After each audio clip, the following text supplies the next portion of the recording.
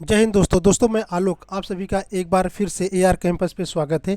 दोस्तों आज का हमारा जो टॉपिक रहेगा यूनेस्को के द्वारा जो अमूर्त सांस्कृतिक विरासत स्थल लिए गए हैं। जैसे 14 विरासत स्थल लिए गए हैं, कौन से? अमूर्त के। जैसे विरासत विरासत स्थल देखेंगे आप, दो तरह का होता है, एक होता है मूर्त और एक होता है अमूर्त। तो आज हम डिस्कस करेंगे अमूर्त के बारे में, जो 14 हैं, क्योंकि यहाँ से एग्ज़ाम में अक्सर अब क्वेश्चन पूछा जा रहा है। ठीक है, तो अमूर्त का हम अलग वीडियो बनाएंगे। आज हम अमूर्त का देखते हैं, यानी जिसको हम इंग्लिश में बोलते हैं इंटेंजिबल साइट। ठीक है, तो पहले इसमें हम समझेंगे यूनेस्को के बारे में, अच्छे से हम समझेंगे, क्योंकि यहाँ से क्वेश्चन आता है कि यूनेस्को का गठन कब हुआ, इसके अध्यक्ष कौन है, कितने सदस्य देश हैं, ये सब एग्ज़ाम में क्वेश्चन पूछता है, तो इसको हम देखेंगे। उसके बाद हम समझेंगे अमूर्त सांस्कृतिक विरासत का मतलब क्या होता है, और एक एक करके 14 जो दिए हैं इन सब के बारे में डिस्कस करेंगे। और आप यकीन मानिएगा दोस्तों कि ऐसा वीडियो आपको कहीं नहीं मिलेगा। ठीक है, तो आइए हम स्टार्ट करते हैं अपने लेक्चर से। तो अब सबसे पहले समझेंगे यूनेस्को। यूनेस्को क्या है? एक्चुअली क्या है ना, कि जो यूनेस्को है, ये संयुक्त राष्ट्र संघ की एक इकाई होती है। जैसे कि इसकी स्थापना का मकसद ये होता है शिक्षा, संस्कृति और विज्ञान के प्रचार प्रसार के माध्यम से अंतर्राष्ट्रीय शांति, विकास और संबंधों को बढ़ावा देना, इसका यही एम होता है यूनेस्को का। सबसे पहला क्वेश्चन पूछ लेता है कि यूनेस्को का फुल फॉर्म बताइए। तो ये देखिए आप, यू से होता है यूनाइटेड, एन से नेशंस, ई से एजुकेशनल होता है, एस से साइंटिफिक एंड सी से कल्चरल, ओ से ऑर्गेनाइजेशन, यानी United Nations educational, scientific and cultural organization, संयुक्त राष्ट्र शैक्षिक, वैज्ञानिक और सांस्कृतिक संगठन, इसका ये हिंदी वर्जन। ठीक, तो आइए हम एक एक करके समझते हैं कि इसका स्थापना कब हुआ था। इसका स्थापना हुआ था एस्टेब्लिशमेंट 16 नवंबर 1945 को। ठीक है दोस्तों, तो 16 नवंबर 1945 को इसकी स्थापना होती है। और इसका जो मुख्यालय है, यानी हेड क्वार्टर्स है, वो फ्रांस के पेरिस में है। ठीक है, फ्रांस के पेरिस में है। और जो इसके वर्तमान महानिदेशक हैं, जो इस टाइम प्रेजेंट टाइम पे हैं, वो आंद्रे अजोले हैं।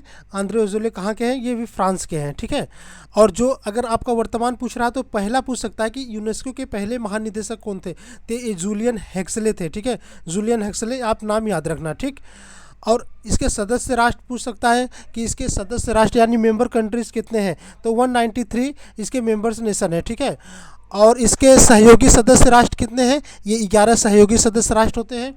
और इसके पर्यवेक्षक सदस्य राष्ट्र 2 हैं।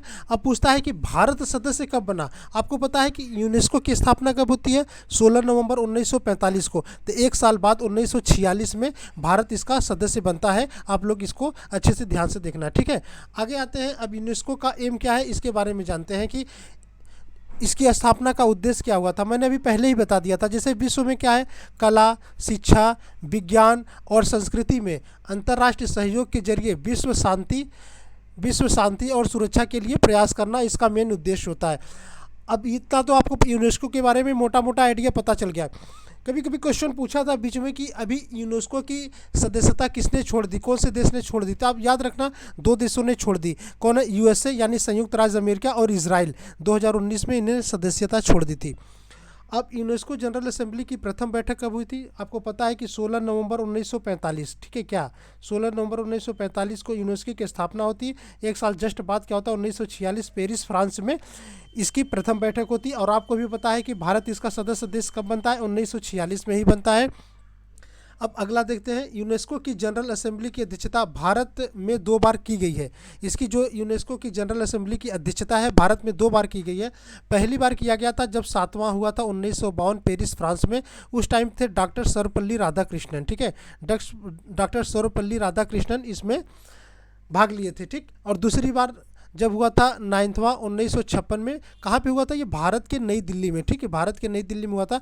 उस टाइम कौन थे? अब्दुल कलाम आज़ाद। ठीक है, इन दोनों का नाम बहुत इंपॉर्टेंट है, आप देख लेना एग्जाम में कहीं ना कहीं ये पूछ लेगा। ठीक है, तो डॉक्टर सर्वपल्ली राधाकृष्णन पहली बार जब 1952 में हुआ था, दूसरी बार 1956 नई दिल्ली, अब्दुल कलाम आज़ाद थे। तो इस बात को आप पॉइंट आउट नोट कर लेना। ठीक, आगे देखते हैं हम। यूनेस्को, जो यूनेस्को है, यूनेस्को विरासत स्थल में विश्व में उसकी संख्या बताते हैं, विश्व में कितने हैं। अब मूर्त और मूर्त के बारे में देखते हैं। यूनेस्को की मूर्त सांस्कृतिक विरासत स्थल। अब आपके माइंड में उठता होगा कि ये मूर्त और अमूर्त क्या है, यानी टेंजिबल और इनटेंजिबल साइट्स क्या है। मैं आपको बताना चाहूँगा, जो ये मूर्त सांस्कृतिक विरासत स्थल है, यानी जिसे हम देख सकते हैं, छू सकते हैं, महसूस करते हैं, ये मूर्त होता है। अमूर्त होता है, होती तो है लेकिन हमें दिखाई नहीं देती है, ठीक है। कोई चीज़ जैसे कोई कल्चर है, कहीं का कल्चर, जैसे छऊ नृत्य है, ठीक है, और कालबेलिया जैसे डांस होता है राजस्थान का, आप लोग देखते हैं कालबेलिया जो ये इनका परंपरा है डांस का, तो ये तो होता तो है, ठीक है, ये होता तो है, मतलब हमको दिखाई नहीं देता है, ठीक है। जैसे कि हम भक्ति कर रहे हैं, भक्ति क्या होती है, किसी की हम पूजा पाठ कर रहे हैं, होती तो है, ठीक है, अस्तित्व में तो है, लेकिन हमको दिखाई नहीं देता, तो ये अमूर्त सांस्कृतिक विरासत स्थल है। तो हम इसके बारे में ही पढ़ेंगे। अभी तो हम पहले वर्ल्ड का देख लेते हैं, वर्ल्ड में कितनी संख्याएँ हैं, ठीक है। वर्ल्ड में आप देखेंगे कि 1154 है, अभी फिलहाल 1154 है, इसमें से बटे हैं 897 सांस्कृतिक और 218 प्राकृतिक और 39 मिश्रित, ठीक है। ये इतनी चीज़ें आप देखते रहना।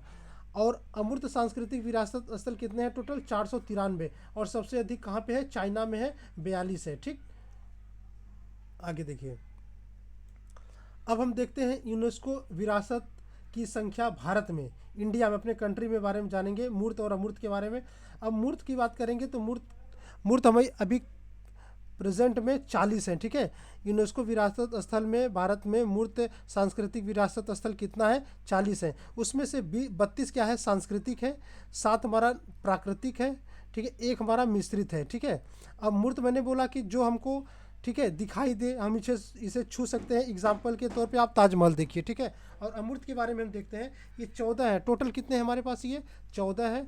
जैसे हम दुर्गा पूजा है, ठीक है, दुर्गा पूजा तो होता है, ठीक है, लेकिन पूजा हम करते हैं, लेकिन पूजा हमको दिखाई नहीं देती है, ठीक है, होती तो है लेकिन हमको दिखाई नहीं देती, ठीक। आगे देखते हैं, अमूर्त सांस्कृतिक विरासत का अर्थ क्या होता है? वे सांस्कृतिक धरोहर जो अगोचर, अगोचर मतलब जिसे आँख से नहीं देखा जा सकता है, ठीक से, आँख से नहीं देखा जा सकता है, जैसे धार्मिक एवं सांस्कृतिक उत्सव, लोक नृत्य होता है, ठीक है, और पारंपरिक शिल्प कौशल, ठीक है, लोक कथाएँ, सामाजिक विश्वास, जिसे विश्वास किसी से फीलिंग से विश्वास है, विश्वास हम एक दूसरे पे करते हैं लेकिन हमको दिखाई देती है क्या? नहीं दिखाई देती है, ठीक है। एवं परंपराएं, ज्ञान और भाषा, जो भाषा होती है, ज्ञान होता, दिखाई देता नहीं दिखाई देता, इसी को हम लोग कहते हैं अमूर्त सांस्कृतिक विरासत, ठीक। इसका महत्व केवल सांस्कृतिक अभिव्यक्ति में नहीं बल्कि ज्ञान और कौशल की समृद्धि को एक पीढ़ी से दूसरी पीढ़ी में हस्तांतरित करना, इसका ये मकसद है, ठीक। आगे देखें, भारत 2003 के यूनेस्को कन्वेंशन का एक हस्ताक्षर करता है, मतलब 2003 में यूनेस्को का एक कन्वेंशन होता है, वहाँ पे यह हस्ताक्षर करता है, जिसका उद्देश्य परंपराओं और सजीव अभिव्यक्ति के साथ साथ अमूर्त विरासत की रक्षा करना, ठीक है। ये 2003 में स्टार्ट हुआ था, अमूर्त विरासत की रक्षा करने के लिए ये 2003 में सिग्नेचर करता है, ठीक। देखते हैं, भारत में यूनेस्को के 2003 कन्वेंशन के अनुसार अमूर्त सांस्कृतिक विरासत को निम्न 5 श्रेणियों में बांटा गया था। जब ये 2003 में, याद रखना 2003 में ये सिग्नेचर करता है, ठीक है, कौन? भारत, यूनेस्को के साथ, तो 5 श्रेणियों में यानी 5 स्टेप में इसको बांटा था। देख लेते हैं उन्होंने स्टेप, जैसे प्रदर्शन कलाएँ, ठीक है, जो भी प्रदर्शन करेंगे, जो भी मतलब एक्टिंग करेंगे, वो कलाएँ के द्वारा एक्टिंग कर करके, वो प्रदर्शन करके के बताएंगे किसी के बारे में, ठीक है। और दूसरा क्या होगा? परंपरागत शिल्प कौशल। अब परंपरागत शिल्प कौशल में जैसे आप लोग देखते होंगे कि नई नई साड़ियाँ होती हैं, नई नई उसमें बर्तन पे नक्काशियाँ बनाई जाती हैं, अरे अनेकों प्रकार के शिल्प होते हैं, इनको भी ये सेकेंड स्टेप ये हुआ। और थर्ड स्टेप सामाजिक प्रथाएं, सामाजिक प्रथाएं, रिवाज तथा उत्सव। आप लोग देखते होंगे कहीं विधवा विवाह, सती प्रथा, ये सब जो रिवाजें थे, ये सब रिवाज तो ख़त्म कर दिए, जो प्रथाएं थे ये सब ख़त्म कर दिए गए, ठीक है। और बहुत सारे उत्सव आते गए, रामायण, रामलीला, महाभारत, ये सब उत्सव आते गए, दशहरा, ये सब उत्सव आते गए, ठीक है। उसके बाद आप देखेंगे प्रकृति से संबंधित ज्ञान और प्रथाएं, और उसके बाद देखेंगे मौखिक परंपराएं, जैसे कि आपके मम्मी पापा, दादा दादी क्या करते थे? किस्सा सुनाते थे, कहानियाँ सुनाते थे, मौखिक से सुनाते थे, उसका अभिव्यक्ति हमारे माइंड में बनता था और उनके भाषा के बारे में बताते थे। तो ये 5 श्रेणियों में 2003 कन्वेंशन के अनुसार ये अमूर्त सांस्कृतिक विरासत को 5 श्रेणियों में बांटा गया था, ठीक है। अब आइए देखते हैं उन 14 के बारे में जो यूनेस्को की अमूर्त सांस्कृतिक विरासत सूची में शामिल है, ठीक है। पहले हम देखेंगे अमूर्त सांस्कृतिक विरासत, और कौन से वर्ष भी बहुत इंपॉर्टेंट है, ये वर्ष को भी देखेंगे, राज्य क्षेत्र देखेंगे, विशेषता क्या देखेंगे। पहला क्या है? वैदिक जप की परंपरा। आप लोगों को पता होगा पहले के ज़माने में जो बहुत सारे पुराने पूर्वजों में क्या होते थे कि जो छोटे छोटे बच्चे होते थे वो जंगलों में या ऋषि मुनियों की कुटियों में जाते थे, वहाँ पे शिक्षा लेते थे, ठीक है। वेद की शिक्षा लेते थे, वैदिक माध्यम से पढ़ते थे, जप करते थे। तो उसको सबसे पहला अमूर्त सांस्कृतिक विरासत असल में ही रखा गया है। कब? 2008 में इसको लिया गया था। इसका राज्य क्षेत्र आप लोग देखेंगे ज़्यादा महाराष्ट्र, कर्नाटक, केरला, उड़ीसा में पाया जाता है, ठीक है। और ये वैदिक मंत्रोच्चार की परंपरा, ठीक है, जो मंत्रों का उच्चारण करते थे उसी से ये रिलेटेड है, ठीक। दूसरा क्या है? रामलीला, रामायण और पारंपरिक ये, अच्छा, रामलीला रामायण का पारंपरिक प्रदर्शन। आप लोग देखते होंगे कि जब दशहरा आ जाता है, नवरात्र चालू हो जाता है, तो रामलीला स्टार्ट हो जाती है, रामायण उसका प्रदर्शन स्टार्ट हो जाता है। ये अक्सर आप लोगों को उत्तर भारत में देखने को मिलता है, रामायण का पारंपरिक प्रदर्शन, ठीक है। ये भी 2008 में, ये 2008 में है, इसको याद रखना। कुटियाट्टम संस्कृत थिएटर। कुटियाट्टम आप लोग जानते, जो भी आट्टम उट्टम ये सब आए ना, हमेशा केरला मारना, ठीक है। तो कुटियाट्टम संस्कृत थिएटर केरला, ये संस्कृत नृत्य नाटिका थिएटर है, ठीक है। ये थिएटर में ये नाटक किया जाता था, ठीक। ये भी केरल का है। तो 2008 की 3 है। वैदिक जप की परंपरा है, रामलीला रामायण का पारंपरिक प्रदर्शन, कुटियाट्टम संस्कृत थिएटर, ठीक है। और चौथा जो है रमन्ना, रमन्ना ये रमन नहीं है, रमन्ना है, ठीक है। क्या है? रमन्ना। रमन्ना धार्मिक त्यौहार और गढ़वाल हिमालय के अनुष्ठान थिएटर भारत, ठीक है। ये उत्तराखंड में गढ़वाल, उत्तराखंड के गढ़वाल में ये देखा जाता है। एक्चुअली ये मिलता जुलता आपकी रामलीला और रामायण से ही है रमन्ना, ठीक है। त्यौहार क्या है? ये त्यौहार धार्मिक अनुष्ठान एवं मुखौटा नृत्य है। अप्रैल माह में ये मनाया जाता है, ठीक है। रमन्ना धार्मिक त्यौहार, ठीक है। ये गढ़वाल उत्तराखंड में, ये 2009 में इसको सांस्कृतिक विरासत की सूची में डाला गया। अब पांचवा है मुदियट्टू अनुष्ठान थिएटर और केरल का नृत्य। ये मुदियट्टू मैंने बताया अभी नाम आपको, मुदियट्टू, कुटियाट्टम, अट्टम उट्टम, ये सब कहाँ के होते हैं? केरल के होते हैं, ठीक है। इसको 2010 में लिया गया था। धार्मिक मुखौटा नृत्य, यानी ये चेहरे पे एक मुखौटा बना लेते हैं, मतलब एक मुखौटा लगा लेते हैं, उस मुखौटा के जरिए ही वो समाज को उसके बारे में बताना चाहते हैं, ठीक है। और जो ये मुदियट्टू है ना केरल का, ये जब अब की रबी की फसल कटती है उस टाइम पे ये नृत्य होता है, यानी ये त्यौहार मनाया जाता है। बहुत इंपॉर्टेंट, कालबेलिया लोक नृत्य, लोकगीत। कालबेलिया, कालबेलिया 2010 में देख रहे हैं। मुदियट्टू कालबेलिया, कालबेलिया कहाँ पे है? राजस्थान। लोकगीत और नृत्य होली के समय में मनाते हैं। कालबेलिया में क्या होते हैं? सॉरी, कालबेलिया में जैसे सफेरा बीन बजाते हैं ना, इस तरह से इसमें होता है, बीन बजाते हैं और जो वहाँ की औरतें होती हैं, महिलाएं होती हैं, वो नृत्य करती हैं, यानी डांस करती हैं उस पर, ठीक है। उसी कालबेलिया बहुत इंपॉर्टेंट है, राजस्थान का ये लोक नृत्य है, ठीक। आगे देखिए। और छऊ नृत्य, 3 आपने देख लिया, ठीक है। कौन सा? मुदियट्टू, कालबेलिया और छऊ, ये 3 2010 में है। और ये छऊ कहाँ पे? पूर्वी भारत में मनाया जाता है। इसका होता है प्राचीन धार्मिक साहित्य आधारित नृत्य होता है। ये जो प्राचीन धार्मिक साहित्य, पुराने ज़मानों में जो धार्मिक साहित्य के नृत्य होते थे, वो उसके द्वारा ये लोग करके उनको बताना चाहते थे छऊ नृत्य के बारे में, ठीक है। और ये बसंत त्यौहार चैत पर्व में मनाया जाता है, ठीक। लद्दाख का बौद्ध जप, लद्दाख का बौद्ध जप, ये लद्दाख 2012 में इसको अमृत धरोहर में शामिल किया गया था। इसमें क्या है? जो पवित्र बौद्ध ग्रंथों का पाठ होता है इसमें, ठीक है। तो लद्दाख का बौद्ध जप, तो ये पवित्र जो बौद्ध ग्रंथ है उसमें पाठ होता था और प्रतिदिन मठ सभा हाल में ये इसका पाठ चलता था, ठीक। संकीर्तन, नवा जो है संकीर्तन अनुष्ठान गायन, ढोल और मणिपुर का नृत्य। ये मणिपुर का नृत्य है, उसमें संकीर्तन अनुष्ठान गायन होता है, ढोल और मंजीरा के साथ ये लोग नाच गाना करते हैं। 2013 में इसको अमृत धरोहर में शामिल किया गया था। ये मणिपुर का है, ठीक। तो धार्मिक गायन, स्थानीय वाद्य यंत्र वादन एवं नृत्य, ठीक। जंडियाला गुरु के ठठेरे, जो ठठेरे होते हैं ना, वो ठठेरे क्या करते हैं? बर्तन बनाने का पारंपरिक पीतल और जो पीतल और तांबा होता ना, उस पर बहुत प्रकार के नक्काशियाँ बनाते थे ये ठठेरे लोग। कहाँ के रहते थे? ये पंजाब के। इसको 2014 में, याद रखना, 2014 में सांस्कृतिक स्थल में शामिल किया गया था ये, ठीक है। पीतल और तांबे के बर्तन बनाने का पारंपरिक शिल्प कला है ये, ठीक। और आप लोगों को पता है होगा योग, ठीक। 11वां नंबर का योग है। 2016 में भारत ने इसको मतलब ये पूरे भारत, पूरे कंट्री में मनाया जाता है। 2016 में इसको अमूर्त सांस्कृतिक विरासत स्थल में शामिल किया गया था। इसका होता है शारीरिक मानसिक स्वास्थ्य हेतु स्वास्थ्य आधारित शारीरिक व्यायाम। हम एक एक करके भी बहुत अच्छे से इसको पिक्चर के माध्यम से देखते रहेंगे। और 12वां है नवरोज, ठीक है, 2016 में भारत और अन्य देश। अब ये नवरोज जो है पारसियों का ये नववर्ष, जब पारसियों का नया साल होता है उस टाइम ये मनाया जाता है, ठीक है। और 13वां क्या है, कुंभ मेला। कुंभ मेला 2017 में इसको शामिल किया गया था।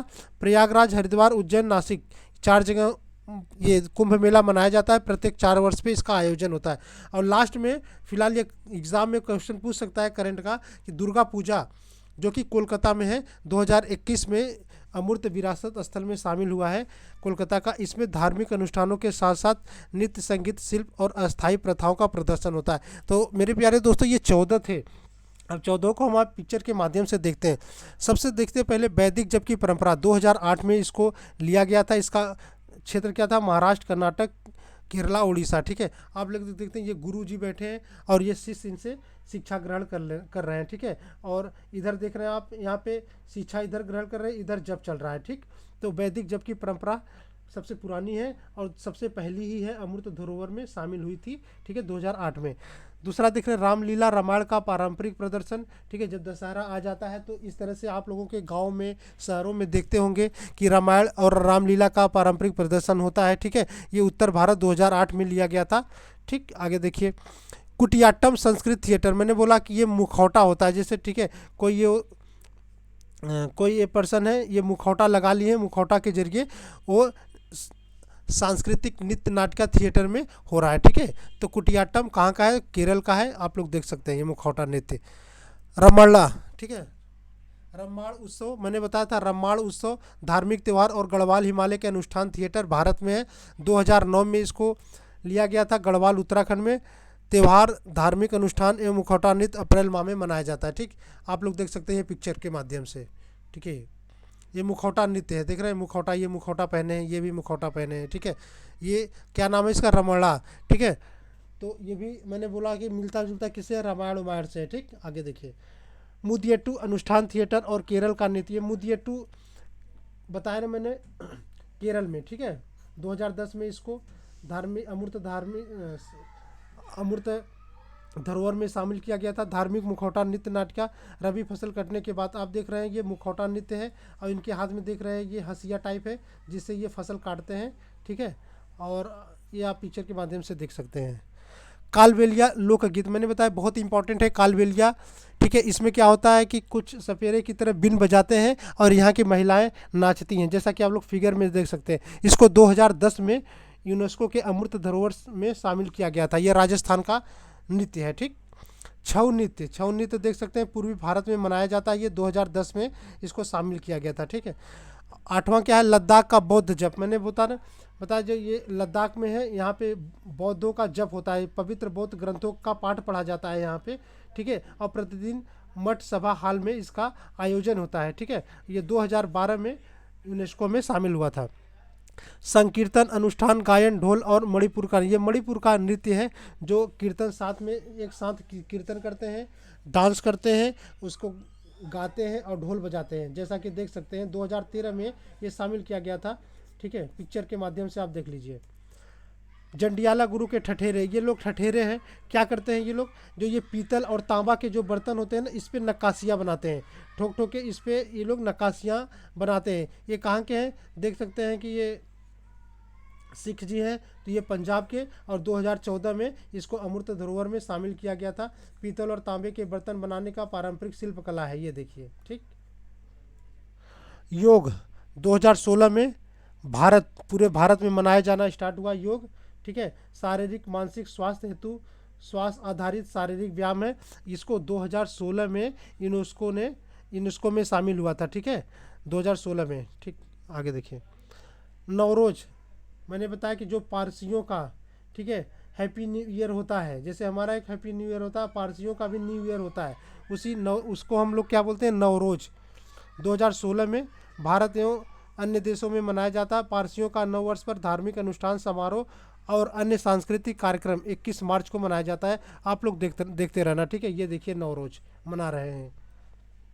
कुंभ मेला आप लोग बहुत अच्छे तरह से परिचित होंगे। 2017 में इसको यूनेस्को की धरोहर में शामिल किया गया। कहाँ कहाँ मनाया जाता है? हरिद्वार में गंगा नदी पे, उज्जैन में शिप्रा नदी पे, नासिक में गोदावरी नदी पे, और प्रयाग यानी इलाहाबाद में गंगा यमुना और सरस्वती के संगम स्थल पर, जिसको बोलते हैं संगम, ठीक है, वहाँ पे कुंभ मेला का आयोजन होता है और प्रत्येक 4 साल पे ये आयोजन होता है, ठीक है। और ये विश्व का सबसे बड़ा धार्मिक आयोजन है, इसलिए यूनेस्को ने इसको 2017 में शामिल किया, ठीक। आगे देखिए दुर्गा पूजा। दुर्गा पूजा कोलकाता का, ये नहीं कि दुर्गा पूजा किसी कहीं और का, दुर्गा पूजा कोलकाता का स्पेशल होता है वहाँ पे दुर्गा पूजा। और 2021 में इसको क्या हुआ था, इसको इन्होंने यूनेस्को के अमूर्त सांस्कृतिक धरोहर में इसको शामिल किया, ठीक है। तो इसमें क्या होता है, धार्मिक अनुष्ठानों के साथ साथ नृत्य संगीत होता है, शिल्प एवं स्थानीय प्रथाओं का प्रदर्शन भी होता है, और ये मनाया जाता है लगभग अब सितंबर अक्टूबर में, ठीक है। तो आप लोगों को ये 14 के 14 अमूर्त सांस्कृतिक धरोहर के बारे में बता दिया, वीडियो सहित बताया हूँ। अगर प्लीज़ आपको अच्छा लगा तो लाइक एंड सब्सक्राइब जरूर करिएगा। Thank you so much.